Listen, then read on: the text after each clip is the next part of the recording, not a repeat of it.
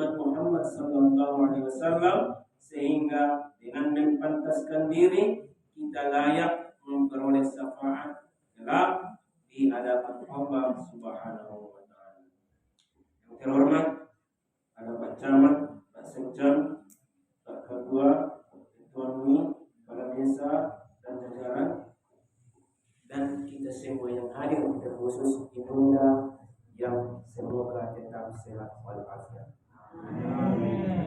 Alhamdulillah, Bapak Ibu yang berbahagia, tadi Pak Ketua MUI memberikan jatah yang punya, maaf Pak Ketua nggak bawa jam. Nanti kalau kurang lagi dimakan. Bapak Ibu yang dirahmati Allah Subhanahu wa taala. Segala puji bagi Allah Subhanahu wa taala yang berfirman di dalam ayatnya, A'udzu billahi minasyaitonir rajim. Ya ayyuhalladzina amanu kutiba 'alaikumusiyam kama kutiba 'alal ladzina min qablikum la'allakum tattaqun. Alhamdulillah Bapak Ibu yang berbahagia. Sampai detik ini di penggalan terakhir Ramadan ini, Bapak Ibu masih diberi Allah kesempatan berada di posisi masing-masing dalam keadaan bertahan. Rasul sallallahu alaihi wasallam menyampaikan, innamal a'malu bil khawatim, bahwa penilaian akhir, penilaian amal itu tidak terletak di awal.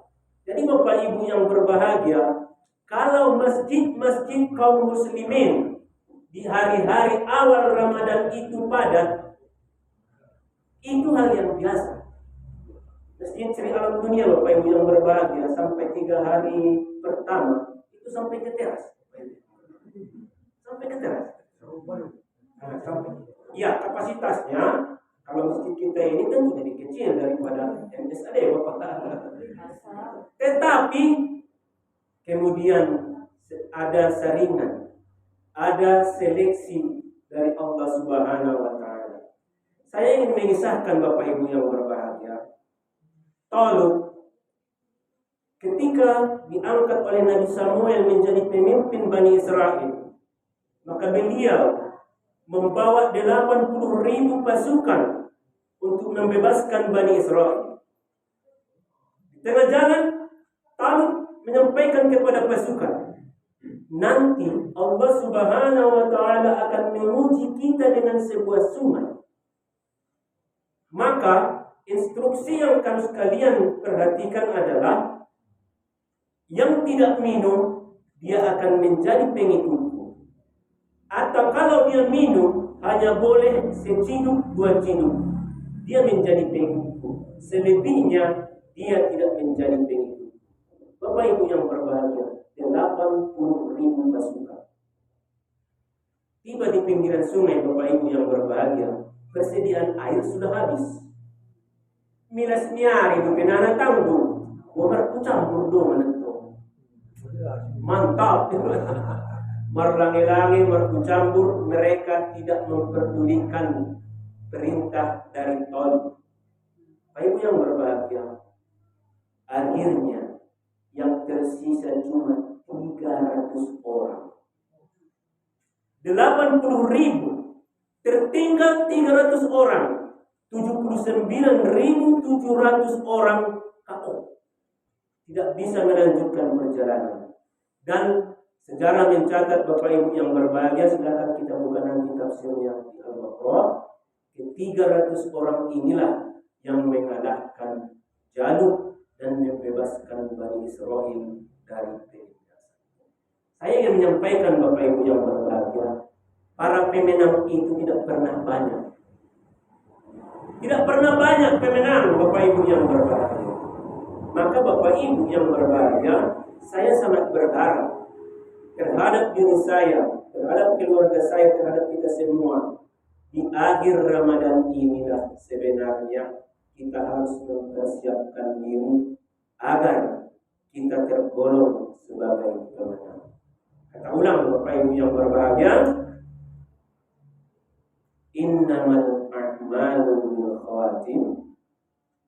Penilaian Allah Subhanahu wa taala terhadap sebuah amal itu ada di penghujung.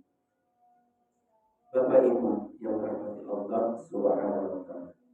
Jadi biar Bapak Ibu yang berbahagia, saya kalau sedang berada di hadapan jemaah pakai tuan ini, sorotan saya selalu generasi muda.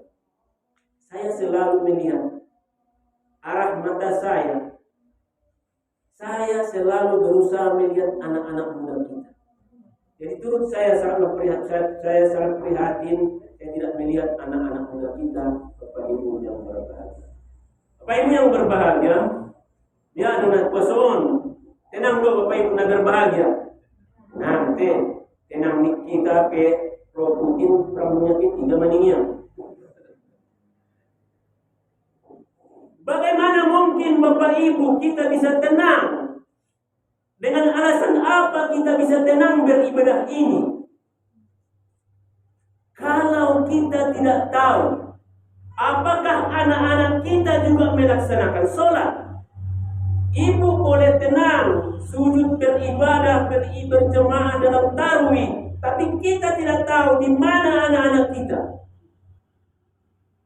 Kalaupun dia tidak di Masjid Al-Abror ini, kalau hati kita berkeyakinan, kalau kita berkeyakinan dimanapun anak saya nanti berada, dia pasti sholat, baru saat itu bisa kita tenang beribadah sholat.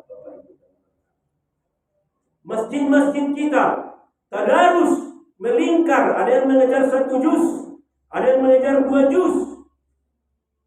Sebagian merasa tenang dengan ibadah tersebut, padahal tidak layak kita tenang.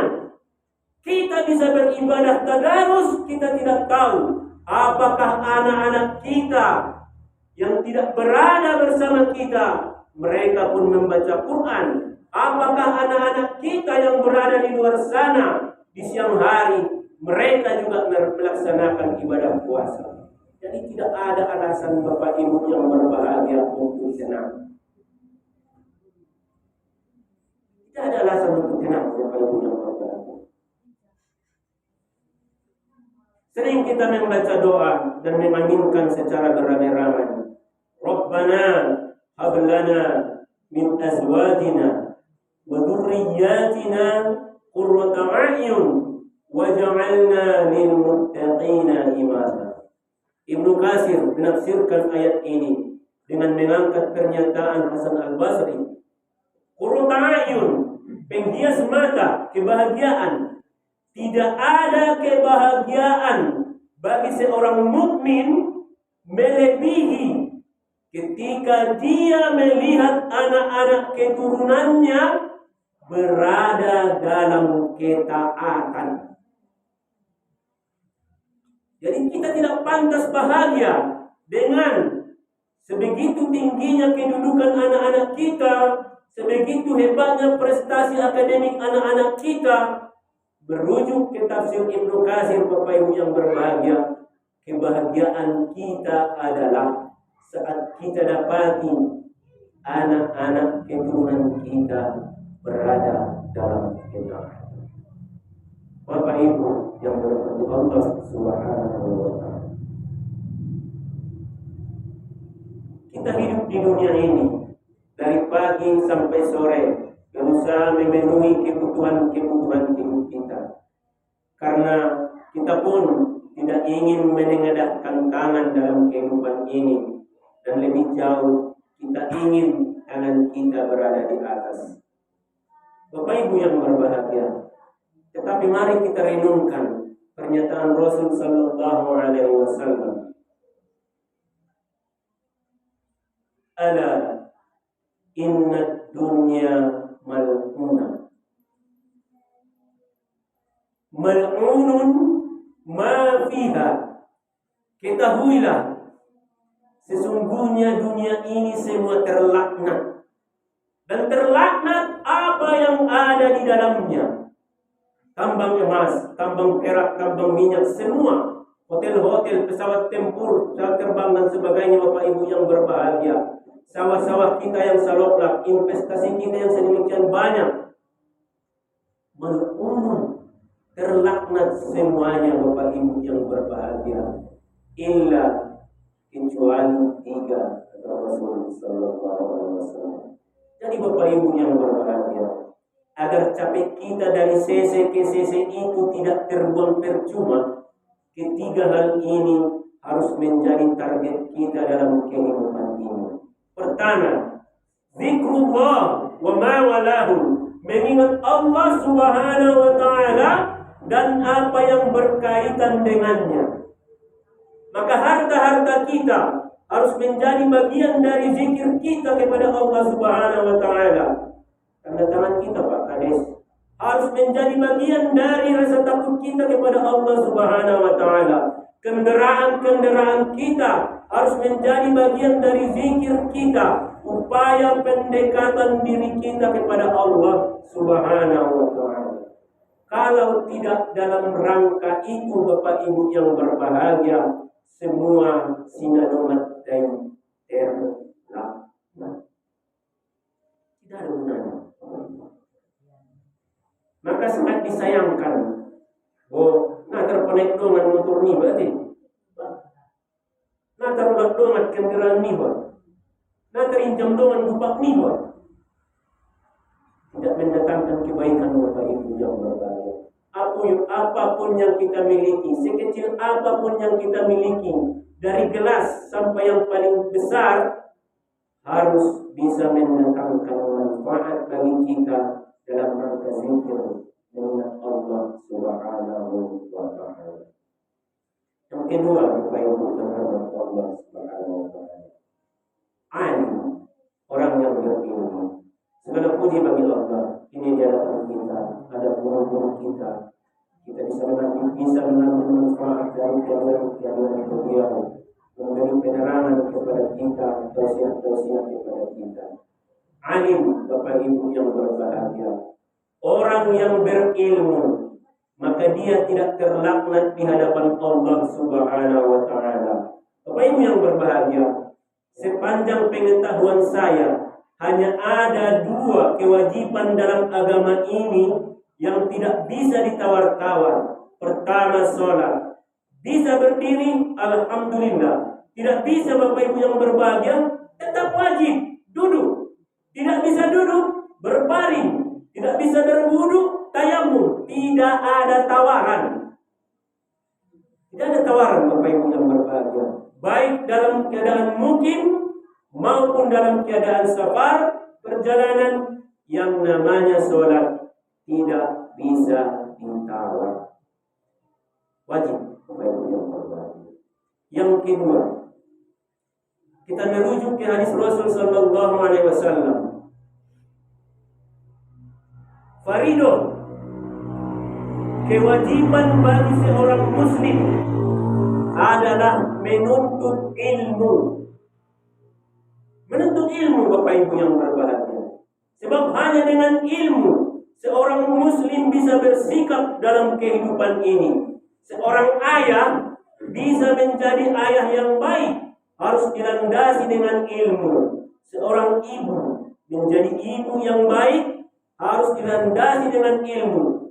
Apapun posisi dan situasi kita Bapak Ibu yang berbahagia, semua harus dilandasi dengan ilmu agar bisa memfungsikan diri kita sebagai khalifah di permukaan bumi. Pak Ibu yang berbahagia, jadi ibu-ibu hati yang mati inang di Tumabur ini, kalau dilandasi dengan ilmu bahwa itu adalah bagian dari ibadah kepada Allah Subhanahu wa taala, nama mungkin Bapak Ibu yang berbahagia. Sama dengan kita kaum bapak. Meskipun kita berusaha dari pagi sampai petang, karena kita menyadari itu adalah tugas dan kewajiban kita. Di belakang kita ada anak istri kita yang bertanggung jawab. Nah, nama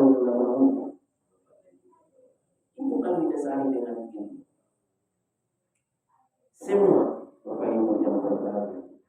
Perkara kecil Bapak Ibu yang berbahagia, minum saja bisa menjadi ibadah jika dilandasi dengan ilmu. Sebab apa? Ada orang yang minum dengan tangan kiri karena dia tidak mengilmuinya. Tapi orang yang berilmu, maka dia mengilmui cara minum tersebut. Jadi Bapak Ibu yang berbahagia, berbahagia semua harus dilandasi dengan ilmu. Alim Bapak Ibu dan Allah Subhanahu wa ta'ala. Alanungan natar ko jara bedanan wa posisi alim ninna umabor mamacece bate Bapak Ibu yang berbahagia isuruh pe kujono mikir berzikir ninna non zikir ni Bapak zikir standar tidak masalah Bapak Ibu yang berbahagia. Kita berusaha mengejar yang ketiga ini. Muta'alim, orang yang senantiasa menyemangati diri, orang yang senantiasa di dadanya terpatri semangat untuk terus menuntut ilmu. Bapak Ibu yang berbahagia, tidak ada kadang kamus untuk mencapai sebuah kebaikan selain dengan ilmu. Termasuk Ramadan kita, Bapak Ibu yang berbahagia. Jika Ramadan ini tidak diilmui, jika puasa ini tidak diilmui, maka yang merugi diri kita sendiri. Itu sebabnya semoga Allah mengampuni kita dan merahmati kita, orang-orang, kawan-kawan dan saudara-saudara kita yang sudah kalah, tidak mendatangi masjid-masjid kita lagi sampai ke etape terakhir 10 hari terakhir ini. Yang merugi adalah mereka sendiri. Karena apa? Di awal tidak mengilmuinya. Maka ilmunya Bapak Ibu yang berbahagia adalah penilaian dari Allah itu berada di ujung. Terakhir Bapak Ibu yang berbahagia, kalau dunia ini terlaknat, kecuali yang 3 hari itu, kemudian kita berharap kita menjadi pemenang-pemenang yang pantas dan dipantaskan oleh Allah Subhanahu wa ta'ala. Kita ini seperti pelari, Bapak Ibu yang berbahagia. Seorang pelari yang tidak mempersiapkan diri, ketika start Bapak Ibu, ikirah punya sudah tenaganya. Nirawan ia tinggal punya madawan betul, tinggal punya doni, batu ia sabu-sabunya. Kenapa? Dia yakin dia bisa mengalahkan orang lain. Tapi apa yang terjadi? Karena sejak awal naruh persiapan, maka dia akan tumbang di tengah jalan. Tetapi orang yang sejak awal dia mempersiapkan diri, di awal start pun dia santai. Tetapi dia tidak akan tumbang. Kenapa? Karena stamina fisiknya, stamina pikirannya, orientasinya sudah sejak jauh-jauh hari dipersiapkan, maka insya Allah dia akan sampai di finish. Maka Bapak Ibu yang berbahagia, saya berharap ke depan dalam 10 hari atau 9 hari terakhir ini, masjid kita ini harus semakin ramai. Kita ingatkan anak-anak kita yang ada di rumah, bahwa penilaian itu di akhir, bukan di awal. Penuh masjid-masjid kita sampai ke teras. Kenapa di hari-hari terakhir tinggal 2 baris, 3 baris? Ini pun Bapak Ibu yang berbahagia, bukan Dr. Munaroon pada tuan rumah. Bukan Dr. Munaroon.